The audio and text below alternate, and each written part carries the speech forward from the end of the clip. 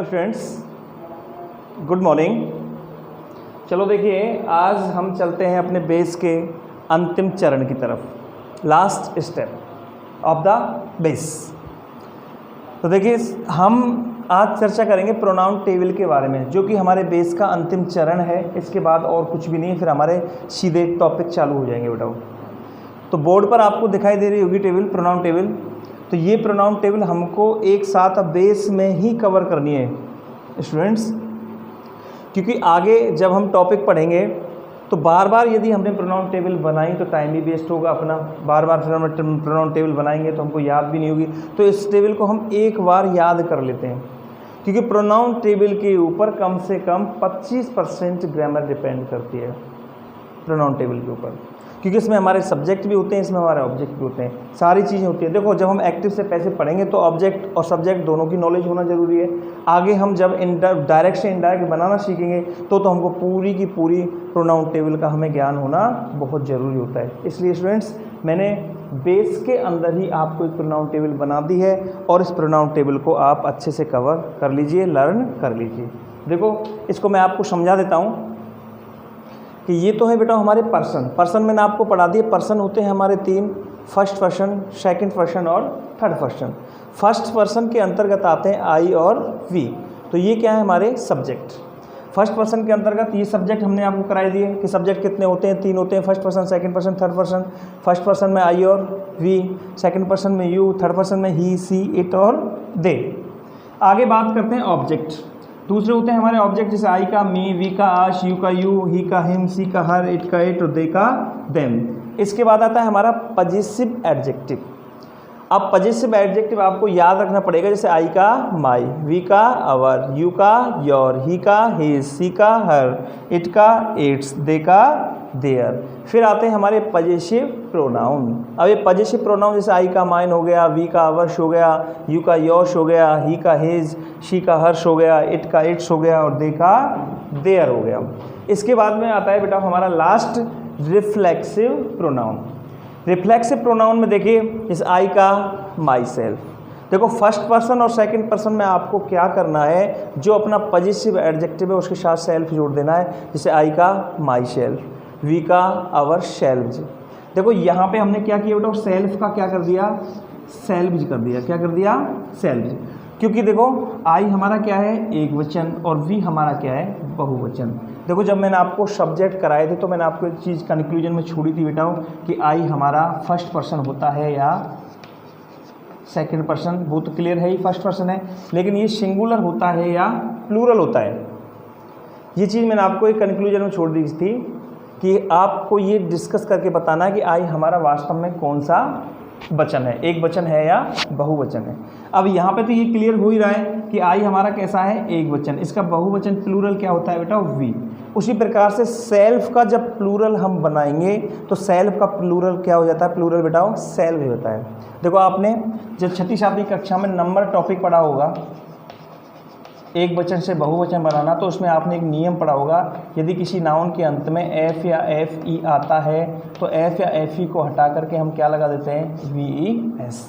वही नियम यहाँ डिपेंड होता है कि यदि एफ आया है तो एफ को हटा के यहाँ का लगा दिया हमने वी ई एस। इसलिए ये हमारा एक वचन है और ये कैसा हो गया, हमारा बहुवचन। इसको ध्यान रखना कि वी का अवर सेल्फ बोलना है, अवर सेल्फ मत करना, क्योंकि आई का बहुवचन वी है। इसी प्रकार से माई सेल्फ का बहुवचन अवर सेल्फ हो जाएगा।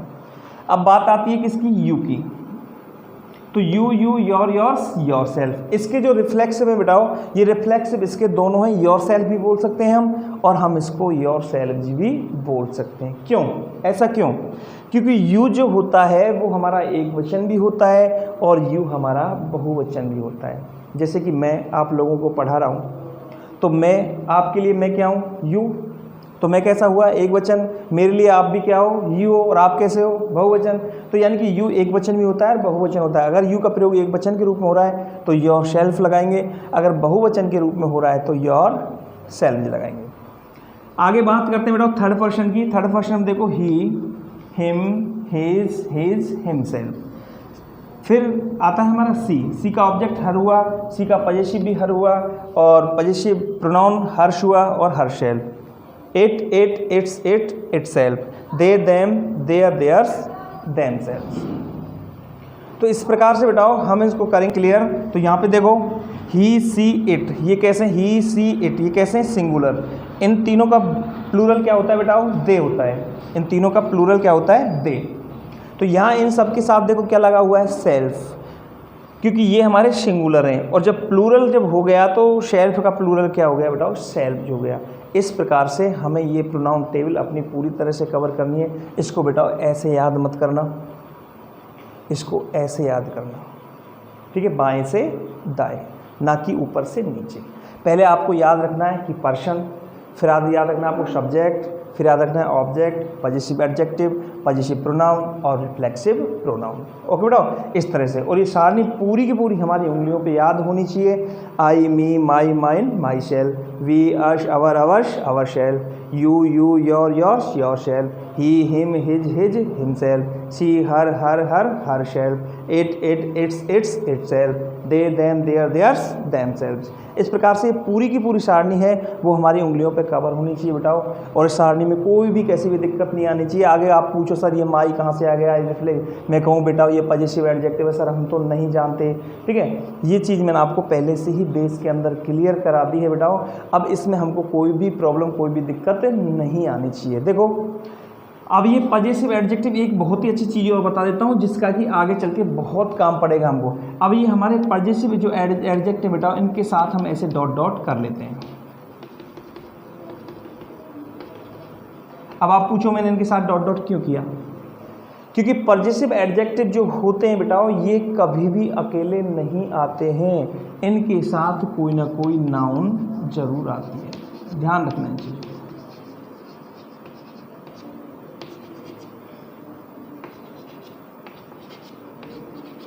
ये शब्द कभी भी अकेले नहीं आते। अब सपोज दैट आप माई को देख लो, आपने कभी माई कहीं भी अकेला लिखा देखा है क्या? जहाँ भी देखते हैं आपने देखा होगा my book, my pen, my chair, my room, my father, my sister, my brother, यानी कि माई के बाद आपको कुछ ना कुछ नाउन जरूर मिलेगी। तो यानी कि ये शब्द ऐसे हैं जो वाक्य में आपको कभी भी अकेले नहीं आएंगे, इनके बाद बेटाओ आपको कोई ना कोई नाउन जरूर आएगी। जैसे कि हम इन दो शब्दों को देखें बेटाओ, यहाँ सी का ऑब्जेक्ट हर है, सी का पजेसिव एडजेक्टिव भी हर है। अब पहचान कैसे पड़ेगा? अगर हर अकेले, देखो ऑब्जेक्ट के बाद कभी भी नाउन नहीं आती, मी के बाद कभी कोई नाउन। अगर इस हर के बाद जैसे कि हमको दे रखा है यहाँ पे हर फादर, हर फादर आ गया, तो हर फादर से हमें लगेगा कि हर हमारा क्या है बेटा? पजेसिव एडजेक्टिव है। अगर ऐसे आ गया सी कॉल्ड हर, ठीक है? अब यहाँ पे सी कॉल्ड हर, तो हर हमारा क्या होगा बेटा? यहाँ पे ऑब्जेक्ट हो गया। अगर हम बोले she called her father, she called her father, तो यहाँ पे हर क्या हो गया बेटा? हमारा पजेसिव एडजेक्टिव हो गया। इस प्रकार से हम इनको पहचानेंगे। जैसे अपने दो शब्द हैं इट्स, यहाँ भी इट्स है और यहाँ भी इट्स है, इसको पहचानेंगे कैसे? वो मैंने आपको लिख दिया। इस इट्स के बाद क्या मिलेगी हमें? नाउन, और इस इट्स के बाद हमें कोई भी नाउन नहीं मिलेगी। इस प्रकार को हम इससे आइडेंटिफाई करेंगे और ये प्रोनाउन टेबल पूरी की पूरी हमारे माइंड में अच्छे से याद होनी चाहिए, जिससे आगे चल के कोई भी प्रॉब्लम नहीं आए। देखिए स्टूडेंट्स, अभी हमने इससे पहले चर्चा की थी प्रोनाउन टेबल के बारे में, जो बेस का एक हिस्सा था। दूसरी टेबल आपको बोर्ड पर नज़र आ रही होगी, टेंस टेबल, जो कि एक महत्वपूर्ण हिस्सा होता है पूरी ग्रामर का। टेंस, जो ये टेंस का जो फॉर्म है वो मैंने आपको वर्ब के अंदर एक एक टेंस को क्लियर करके बताया था कि कौन सी वर्ब जो प्राइमरी वर्ब अपनी है किस किस प्रकार से टेंस के अंतर्गत आती है। ये सारी चीज़ें मैंने आप लोगों को बताई। इसके बावजूद भी आपकी सुविधा के लिए एट लास्ट अंत में मैंने आपके लिए प्रोनाउन टेबल भी आपको बना दी है, जो आपको पहले भी याद होगी, और अगर थोड़ी बहुत कमी हो तो बेटा इसमें पूरी आप इसे कर सकते हैं। तो देखो मैं इसको आपको समझाता हूँ एक नज़र के लिए। इसके कुछ जो ऐसे शब्द हैं जो आपको आगे की वीडियो में देखने के लिए मिलेंगे, वो अभी क्लियर नहीं होंगे। अगर आपको क्लियर हो तो कोई दिक्कत नहीं है, अगर आपको क्लियर नहीं है तो आगे ही क्लियर कराए जाएंगे। तो देखो इस टेबल को हम बेटा यहाँ से स्टार्ट करेंगे, लेफ्ट साइड से इधर। तो देखो ये तो अपने टेंस है, जैसे कि हमने पहला टेंस लिया अपना प्रेजेंट इंडेफिनिट टेंस। अच्छी तरह से जानते हैं आइडेंटिफिकेशन जो उसकी पहचान होती है, ता है, ती है, ते है, ता है। तो अपन को ग्रामर के लिए इस चीज़ पे तो फोकस करना ही नहीं है, हमको फोकस करना है वर्ब पे। देखो बेटा, हिंदी के सेंटेंस की जो पहचान होती है, हिंदी के सेंटेंस की पहचान हम कहाँ से करते हैं? वाक्य के अंत से, कि हम वाक्य के अंत में जाएं तो तुरंत ही टेंस की पहचान हो जाती है कि कौन सा टेंस है। लेकिन इंग्लिश के टेंस की पहचान किससे होती है बेटा? वर्ब से। जैसे कि मैं आपको बोलूँ, I am playing cricket, I am reading a book, I have learned a lesson, I am playing cricket, I am playing cricket. ठीक है, तो आई एम प्लेइंग से पहचान होगी कि वो हमारा क्या बेटा? Present continuous. I have learned a lesson, तो हैव प्लस थर्ड फॉर्म से पहचान होगी कि हमारा क्या? Present perfect. इसलिए इंग्लिश के टेंस की पहचान के लिए हमें वर्ब याद करना जरूरी है, और हिंदी की पहचान आपको हिंदी के सेंटेंस याद करना। तो देखो, प्रेजेंट इंडेफिनिट हो गया, इसकी cycle do does plus M B first. Cycle होगी डू और डज, आप अच्छे से जानते हैं। एक वचन के साथ हम क्या लगाएंगे? डज लगाएंगे, और बहुवचन के साथ हम क्या लगाएंगे? डू लगाएंगे। अब ये एक वचन बहुवचन क्या होता है, ये मैंने आपको बेस में करा दिया सब्जेक्ट के बारे में। अब आगे देखो, इसमें क्या लिखा हुआ है नोट्स में लिखा हुआ है, देखो अफर्मेटिव सेंटेंस। यदि प्रेजेंट इंडेफिनिट का अफर्मेटिव सेंटेंस है बेटा, तो उसमें M B first plus S या ईएस, यानी कि डू डन साइकिल इसमें नहीं आएगी। और अदर्स जो अन्य वाक्य हैं, जैसे कि नेगेटिव हो गया, इंटरोगेटिव हो गया, इंटरोगेटिव नेगेटिव हो गया, उन सब सेंटेंस में डू डज साइकिल आएगी और एम बी फर्स्ट आएगी, यानी कि इसमें ऐसे यस नहीं आएगा, ऐसे यस आएगा इसमें अफर्मेटिव में। अब इस ऐसे ईएस को भी थोड़ा सा आपको ध्यान रखना है, तो ऐसे ईएस को भी आपको थोड़ा सा ध्यान रखना है कि ये ऐसे ईएस प्रेजेंट इंडेफिनिट टेंस के अफर्मेटिव सेंटेंस में केवल सिंगुलर सब्जेक्ट के साथ, कैसे बिठाओ? सिंगुलर सब्जेक्ट के साथ ही लगाएंगे और किसी के साथ हम नहीं लगाएंगे। अगर जैसे कि कर्ता हमारा कैसा है? बहुवचन है, और सेंटेंस कैसा है? अफर्मेटिव है, फिर भी हम उसमें ऐसे यस नहीं लगाएंगे, ऐसे यस केवल सिंगुलर सब्जेक्ट के साथ, और अफर्मेटिव सेंटेंस में अन्यथा नहीं। अन्य वाक्यों में हम ऐसे यस नहीं लगाएंगे, चाहे कर्ता एक वचन हो या बहुवचन हो। अन्य वाक्यों में साइक्रिया आएगी और अफर्मेटिव में साइक्रिया डू डज का प्रयोग हम नहीं करेंगे। ठीक है ना? ये सारी चीजें हमको correct form of the word topic पढ़ेंगे, डायरेक्टिव पैसिव पढ़ेंगे, डायरेक्ट इनडायरेक्ट पढ़ेंगे, मॉडल्स क्लोज, सब में काम देगा। ध्यान रखना इस चीज को अच्छे से। ठीक, अगर ये क्लियर नहीं हो तो इसके ऊपर मैं आपको एक वीडियो अलग से बना दूंगा कि वास्तव में है क्या चीज़। अब आ गया ये। अब दूसरा टेंस लेते हैं बेटा, हमारा प्रेजेंट कंटिन्यूअस रहा है, रहा हूँ, इसलिए तो सीधा है is am are plus M B first plus ING. Is am are के साथ एम बी फर्स्ट में आईएनजी लगा देंगे, जिसको प्रेजेंट पार्टिसिपल बोलते हैं। और ये हमारी किसकी फॉर्म है बेटा? वी की फॉर्म है। किसकी? वी की, एज एम आर। इसमें कोई नोट्स वगैरह नहीं है, इसमें सभी वाक्यों में साइकिल आती है, सभी वाक्यों में ये मुख्य क्रिया आती है। आगे आता है बेटा, देखो हमारा present perfect tense. Present perfect tense की साइकिल है चुका है, चुकी है, लिया है, लिए, चुका है, चुकी है, चुके हैं, चुका हूँ, कुछ भी हो सकता है, लिया है, लिए, लिया हूँ, या फिर वाक्य के अंत में आ है, ई है, ए है की ध्वनि आती है। अब आ है, ई है, ए है की ध्वनि कैसे आती है? देखो, एक तो मैं अपना काम कर चुका हूँ, मैंने अपना काम कर लिया है, या फिर मेरा काम हो गया है। मेरे पिताजी जयपुर गए हैं, किसकी ध्वनि आ रही है? ए हैं। तो इस प्रकार से ए है, आ है, ई है की ध्वनि आती है। वो टेंस हमारे प्रेजेंट परफेक्ट होते हैं। इसकी साइकिल तो है जो है, एक वचन के साथ है, जो बहुवचन के साथ है, और एम बी की थर्ड। इसमें कोई भी नोट्स वगैरह नहीं। अब बात करें प्रेजेंट परफेक्ट कंटिन्यूअस की, तो देखो से रहा है, से रही है, इसमें से और आता है, रहा रही है तो इसमें भी आते हैं। प्रेजेंट कंटिन्यूअस में रहा रही है, इसमें भी आते हैं प्रेजेंट परफेक्ट कंटिन्यूअस में, लेकिन इसमें से आता है। क्या आता है बेटा? से, समय और से, जैसे सिंस फॉर प्लस टाइम। जैसे एक तो मैं फुटबॉल खेल रहा हूँ, प्रेजेंट कंटिन्यूअस। मैं सुबह से फुटबॉल खेल रहा हूँ, मैं 2 घंटे से फुटबॉल खेल रहा हूँ, यानी समय के साथ से आता है, इसलिए इसको कर दिया से रहा है, से रही है, से रहा हूँ और से रहे हैं। अब इसकी cycle have been plus N B first plus ING. अब इसमें ध्यान रखना है आपको, सिंस फोर प्लस टाइम का प्रयोग होता है, यानी सिंस फोर के साथ हम टाइम का प्रयोग करते हैं। अब सिंस फोर प्लस टाइम का प्रयोग कैसे होता है, ठीक है, इसको भी मैं आपको क्लियर बता दूंगा बेटा। और सिंस का प्रयोग होता है पॉइंट ऑफ टाइम के लिए, और फोर का प्रयोग होता है पीरियड ऑफ टाइम के लिए। अब ये हमारा पॉइंट ऑफ टाइम और पीरियड ऑफ टाइम का है। देखो, अगर आपको कहीं भी क्वेश्चन आता है कि समय कितने प्रकार का होता है किसी भी सब्जेक्ट के अंतर्गत, कि सर समय कितने प्रकार का होता है, तो ध्यान रखना, टाइम 2 ही प्रकार का होता है, पॉइंट ऑफ टाइम और पीरियड होता है। अब उसमें से इसमें क्या कर दिया था, पॉइंट ऑफ टाइम के लिए हमने सिंस का प्रयोग कर दिया और पीरियड ऑफ टाइम के लिए हमने फोर का प्रयोग कर दिया। आगे आता है देखो बेटा हमारा अगला tense past indefinite. Past indefinite की साइकिल ता था, ती थी, ते थे या फिर आ ई ए। जैसे कि शेर गुफा में घुस गया, का की बनी हुई आ की। मैंने खाना खा लिया, आ की। ठीक है तो ये ता था, जैसे कि वो बाजार जाता था, वो क्रिकेट खेलता था, इस प्रकार से ता था दी थी। अब इसकी cycle did plus M B first या एम बी सेकेंड, दो साइकिल आती है बेटा इसमें, एम बी फर्स्ट भी आती है और एम बी सेकेंड भी आती है। वो मैंने आपको डू बी हैव कराई थी तब भी बता दिया बेटा कि एम बी सेकेंड। तो देखो अफर्मेटिव सेंटेंस यदि है, यदि वर्ब सेंटेंस कैसा अफर्मेटिव, अब ये बहुत सारा अफर्मेटिव सेंटेंस कैसा होता है वो भी मैंने आपको सेंटेंस कराया था तब सारी चीज़ें बता दी थी। अफर्मेटिव सेंटेंस आता है असर्टिव के अंतर्गत। तो अफर्मेटिव यदि सेंटेंस है तो एम बी सेकेंड। यदि अदर्स अन्य सेंटेंसेज नेगेटिव आ गया, इंट्रोगेटिव आ गया, इंट्रोगेटिव नेगेटिव आ गया तो शब्द में साइकिल आएगी डिड और एम बी फर्स्ट। यानी अफर्मेटिव सेंटेंस में साइकिल इसमें भी नहीं आती है और प्रेजेंट इंडेफिनिट में भी नहीं आती है।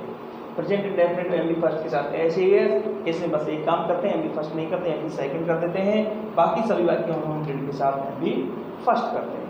अगला टेंस आता है बेटा हमारा पास्ट कॉन्टिन्यूअस। पास्ट कॉन्टिन्यूअस पहचान सीधी, रहा था, रही थी, रहे थे। साइक्रिया वाज वन एक वचन के साथ, वाई वाज और बहुवचन के साथ वन। देखो ये जो वॉज है ध्यान रखना, इसमें बिठाओ आई के साथ भी हम किसका प्रयोग करते हैं, बिठाओ आई के साथ भी हम वॉज का प्रयोग करते हैं। ध्यान रखना इस चीज को कि आई के साथ भी हम किसका प्रयोग करेंगे, वॉज का प्रयोग करेंगे। इस चीज को क्लियर ध्यान रख लेना या इस जगह लिख लेना कि आई कैसा है हमारा सिंगुलर ही है। अब फिर सिंगुलर है तो हैव का प्रयोग क्यों हुआ है, इसको मैं आपको, आई के साथ हैव का प्रयोग क्यों होता है, आई के साथ डू का प्रयोग क्यों होता है, इस चीज को मैं आपको बताऊंगा। ओके बेटा अब आगे चलते हैं। हमारा सातवां टेंस है पास्ट परफेक्ट टेंस। चुका था, चुकी थी, लिया था, ली थी। इसकी साइकिल बेटा had plus M B third. Cycle had, केवल हेड ही आएगी चाहे एक वचन हो या बहुवचन हो, और एम बी क्या आएगी बेटा थर्ड फॉर्म आएगी। अब इसके नोट्स में देखते हैं हम बिफोर या आफ्टर का प्रयोग होता है। देखो आपने पढ़े होंगे, जैसे टीचर ने कभी पढ़ाया होगा कि डॉक्टर के आने से पहले रोगी मर चुका था, मेरे स्टेशन पहुंचने से पहले गाड़ी निकल चुकी थी, हमारे विद्यालय पहुंचने के बाद यानी अध्यापक ने पाठ पढ़ाया। तो उसमें पहले बिफोर वगैरह आफ्टर बाद में ऐसी चीज़ें होती है, तो बिफोर आफ्टर का प्रयोग होता है बेटा। बिफोर आफ्टर का प्रयोग हम पूरी तरह से पढ़ेंगे correct form of the verb में।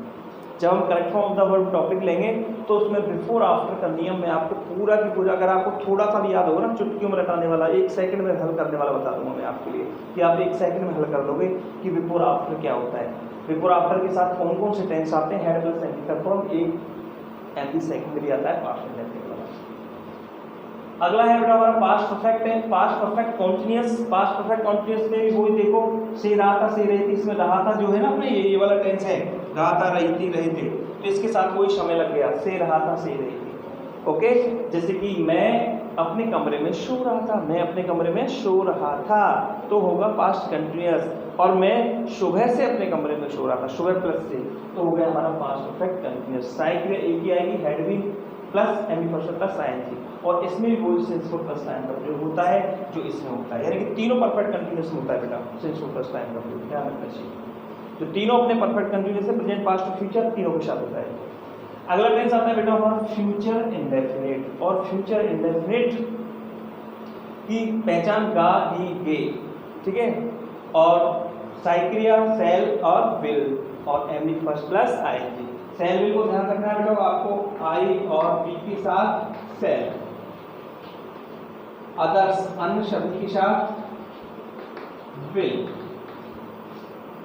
लेकिन जब हम मॉडल टॉपिक पढ़ेंगे बेटा मॉडल में उल्टा हो जाता है, ध्यान रखना है इस चीज को, आई वी के साथ विल होता है, एम के साथ सेल होता है। मॉडल जब हम पढ़ेंगे तो ही सी के साथ भी हम सेल का प्रयोग करेंगे, दे के साथ भी हम सेल का प्रयोग करेंगे, ठीक है, आई वी के साथ हम सेल नहीं विल का प्रयोग करेंगे। तो ऐसा उसमें कंक्लूजन आता है बेटा, कोई डिफरेंस आता है, वो मॉडल टॉपिक के अंतर्गत हम करेंगे। लेकिन टेंस के अंतर्गत आई वी के साथ हम सेल करेंगे और अन्य के साथ हम विल का प्रयोग करेंगे, एम बी का लगेंगे, फर्स्ट कोई ऐसे एस वगैरह नहीं लगाएंगे। फ्यूचर कॉन्टिन्यूअस में देखो रहा होगा, रही होगी, रहे होंगे, shall be will be plus M B first form plus ING. आगे आता है फ्यूचर परफेक्ट, इसमें चुका होगा, चुकी होगी, लिया होगा, ली होगी, लिए होंगे। अब इसकी साइकिल हो जाएंगी, सेल है, विल है plus M B third form, और इसमें बाई प्लस टाइम का प्रयोग होता है। ठीक है बेटा, ये आपने कभी पढ़ा नहीं होगा कि बाई प्लस टाइम क्या है। ये चीज आपको correct form of the verb में काम देंगी। जितनी भी सारी चीजें नोट्स में लिखी हुई है बेटा, ये सब चीज तुम्हें correct form of the verb में काम देंगे। ध्यान रखना इस चीज को। बाई प्लस टाइम, बाई का जो प्रयोग होता है बेटा, ये तक के अर्थ के लिए होता है। किसके लिए? तक के। जैसे हम बोलते हैं ना कि मेरे पिताजी 2 बजे तक जयपुर पहुंच गए होंगे। मेरे पिताजी 2 बजे तक जयपुर पहुंच गए होंगे, तो 2 बजे तक, तो by plus time, by 2 o'clock। इस प्रकार से हम इसको प्रयोग करेंगे कि my father will have reached Jaipur by 2 o'clock, by morning, by evening, यानी कैसा भी टाइम आए इसमें, चाहे पॉइंट ऑफ टाइम या पीरियड ऑफ टाइम, सबके साथ हम बाई का प्रयोग तक का जब अर्थ लग जाता है। ठीक है, जैसे कि मैं 2 घंटे तक अपना काम कर लूँगा, ठीक है, मैं शाम तक अपना काम पूरा कर लूँगा, तो वहाँ जहाँ तक का अर्थ आता है वहीं पे हम बाई का प्रयोग कर देते हैं। अब आता है फ्यूचर परफेक्ट कॉन्टिन्यूअस। इसमें वही है, से रहा होगा, से रही होगी, से रहे होंगे, यानी कंटिन्यूअस में क्या लगा दो? शेयर लगा दो। अब इसकी साइकिल सेल है, बीन विल है, been plus M B plus ING, और बताओ इसमें भी हम सिंस फोर प्लस टाइम का प्रयोग करेंगे। और since four plus time, by plus time, after before का प्रयोग, इनको आप अपने माइंड में क्लियर कर लो, कॉपी में नोट कर लो मेरे बच्चों। ठीक है, जब मैं correct form of the verb topic आपको कराऊंगा तो ये सारे बिना कहे, आपको कहने की आवश्यकता नहीं पड़ेगी। जिन चीज़ों पे मैंने निशान लगाया है, टिक किया डियर स्टूडेंट्स, वो सारी चीज़ें वो मेरी जिम्मेदारी है, मेरी रिस्पॉन्सिबिलिटी है कि मैं आपको किस प्रकार से और कैसे इन चीज़ों को हल कराऊँ। ओके बेटा, तो ये अपनी प्रोनाउन टेबल आप इसको अच्छे से ढंग से लर्न कर लेना, याद कर लेना। आज मैंने आपको 2 चीज़ें कराई बताओ, एक तो टेंस टेबल और इससे पहले कराई थी मैंने आपको प्रोनाउन टेबल। अब ये इन दोनों की, ये दोनों रीड है, एक्सेस है, एक्सेस ऑफ द ग्रामर, पूरी ग्रामर इनके ऊपर टिकी हुई है, ध्यान रखना। और जो मैंने आपको बेस कराया है, तो बेटा आज यहीं पर मेरा बेस समाप्त हो जाता है। आप सोच रहे होंगे पता नहीं सर कितने दिन में हमारा बेस समाप्त होगा, कब हमारी ग्रामर चालू होगी। ठीक है बेटा, तो अपना जो बेस है वो आज इसी टेंस टेबल के साथ हम अपना समाप्त करते हैं। बेस तो अभी बहुत सारा है लेकिन आपके काम का नहीं है बेटा। हमारे ग्रामर में हम जितने भी टॉपिक पढ़ेंगे उस टॉपिक में हम इन्हीं चीज़ों का काम पड़ेगा बेटा। सेंटेंस क्या है, कितने प्रकार का होता है, सेंटेंस बिल्डिंग, सेंटेंस कितना, सब्जेक्ट वर्ब ऑब्जेक्ट, सब्जेक्ट कितने प्रकार का होता है, क्या होता है, वर्ब कितने प्रकार की होती है, क्या होती है, ऑब्जेक्ट कितने प्रकार का होता है, क्या होता है, ये चीज़ें, और प्लस में प्रोनाउन टेबल और टेंस टेबल, इन चीज़ों को बस आप करेक्ट कर लो अपनी उंगलियों पे, फिर देखो ग्रामर पढ़ने में क्या मज़ा आएगा। तो बेटा आज बस इसी के साथ, कल फिर हम अगली नई क्लास लेकर नए टॉपिक के साथ, टॉपिक फर्स्ट लेकर के, सबसे पहला टॉपिक लेकर के हम आपके सामने हाजिर होंगे। और टॉपिक फर्स्ट भी मज़ेदार, और देखना बेटा बेस हमारा काम आता है या नहीं आता है। टॉपिक पढ़ने में भी बहुत ज़्यादा मज़ा आएगा बेटा, ठीक है। और वीडियो को एंड तक देखा करो, ठीक है। और एंड में ही सब कुछ कंक्लूजन मिलता है। जितने भी टॉपिक अब हमारे होंगे 10वीं क्लास के अंदर 5 टॉपिक हैं बेटा, और जितने भी टॉपिक होंगे ये मेरी गारंटी है, मैंने आपसे पहले भी की थी, 5 के 5 टॉपिक हमारी उंगलियों पे होंगे। कहीं भी किसी भी प्रकार की कोई ऐसी त्रुटि नहीं होगी, सर ने ये चीज़ हमें समझाएगी। बेसिक फ्री मैंने आपको छोड़ दिया है, बेस में जो चीज़ छोड़ी है उस चीज़ को मैं कहाँ पे क्लियर कराऊंगा बेटा, मैं आपके लिए ग्रामर टॉपिक के अंदर क्लियर कराऊंगा। अगर बेस के अंदर मैं उसे आपको क्लियर कराता बेटा तो बहुत ज़्यादा टाइम लग जाता, बेस ही बहुत दिन का हो जाता है। आपके कहते हैं पता नहीं सर क्या हो गया, हमारा बेस ही पूरा नहीं होने वाला है। तो ठीक है स्टूडेंट, आज इसी के साथ हम आपसे विदा लेते हैं, और कल फिर मिलेंगे हम अपने टॉपिक नंबर 1 को लेकर के बड़े ही शानदार बखूबी के साथ। ओके बेटा, गुड जॉब।